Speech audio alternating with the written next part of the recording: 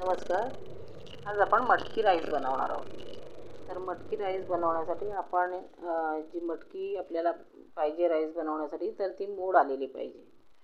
तर त्यासाठी आपण 2 दिवस अगोदर पाण्यात ती भिजत घालून पाणी 10 ते 12 तास भिजवून घेतली आणि त्यानंतर पाणी काढून टाकून ती एका कपड्यामध्ये बांधून ठेवायची किंवा टोपामध्ये तशीच झाकून ठेवून द्यायची. त्याला चांगले मोड येतात. आणि ते मोड आलेली मटकी आपण स्वच्छ करून ती धुवून घ्यायची. चांगली स्वच्छ याच्यासाठीच करून घ्यायची, त्याच्यामध्ये खडे आणि चाडे असतात तर ते काढून घ्यायचे. दुसरं अशा प्रकारे स्वच्छ धुवून घ्यायची. माझी जर तुम्हाला रेसिपी जर आवडली तर नक्की लाईक करा, शेअर करा, सबस्क्राईब करा आणि बेल आयकॉनचं बटन दाबायला विसरू नका, जेणेकरून माझ्या येणाऱ्या नवनवीन रेसिपी आपल्यापर्यंत पोहोचू शकतील. आणि माझी दाखवलेली रेसिपी तुम्ही करून नक्की घरी करून बघा.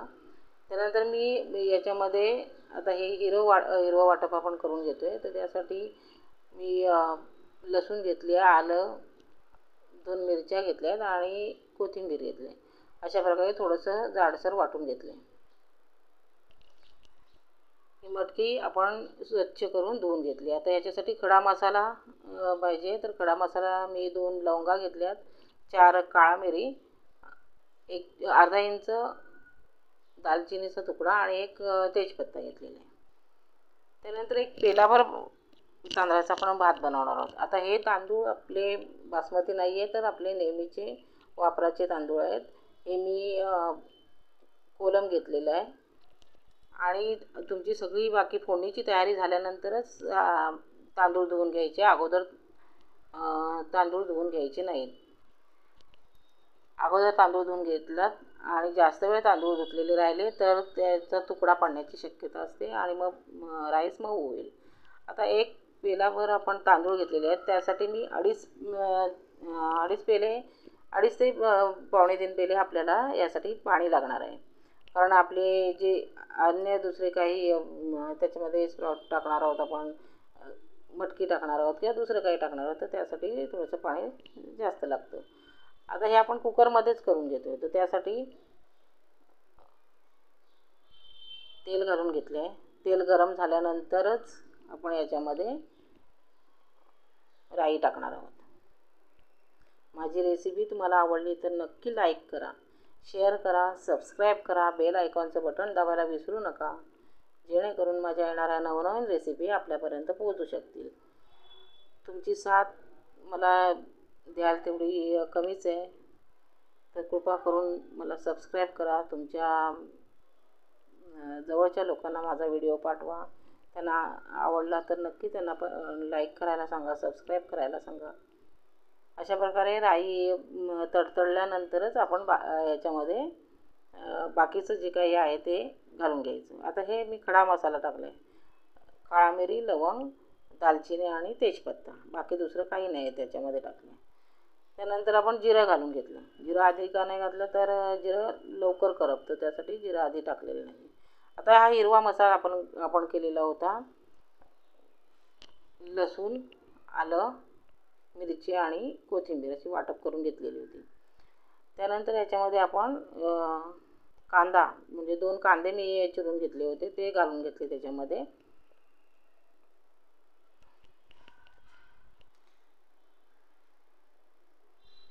त्यानंतर एक टोमॅटो घालून घेतला. टोमॅटो थोडा स्मॅश झाल्यानंतर आपण बाकी मसाले घालणार आहोत.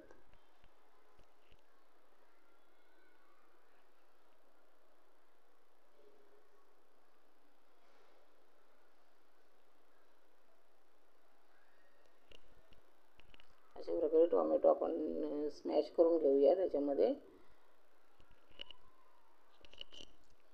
का असं टोमॅटोमुळे चांगली चव येते. टोमॅटो लवकर स्मॅश होत नसेल तर थोडंसं मीठ घालून घ्यायचं, लवकर स्मॅश होतो. त्यानंतर याच्यामध्ये आपण थोडंसं हिंग घालून घेतलं आहे, थोडीशी हळद घालून घ्यायची, थोडीशी कोथिंबीर घालून घेतली आहे फोडणीमध्ये आणि तिखट घातलं 1 चमचाभर. तिखट म्हणजे याच्यामध्ये सगळे गरम मसाले असतात आणि मिरची पावडरही असते, त्यामुळे 1 चमचा मी ते तिखट घालून घेतलं आहे.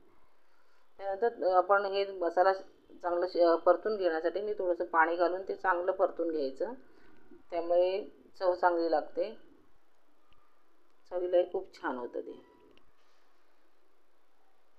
माझ्या रेसिपी तुम्हाला आवडत असतील तर नक्की लाईक करा, शेअर करा, सबस्क्राईब करा आणि बेल आयकॉनचं बटन दाबायला विसरू नका, जेणेकरून माझ्या येणाऱ्या नवनवीन रेसिपी आपल्यापर्यंत पोहोचू शकतील. त्यानंतर हे चांगलं परतून झाल्यानंतर आपण याच्यामध्ये मटकी घालून घ्यायची. मटकी थोडी परतून घ्यायची. अशा प्रकारे मटकी परतून झाल्यानंतर आपण याच्यामध्ये जे तांदूळ धुवून ठेवलेले होते ते घालून घ्यायचे.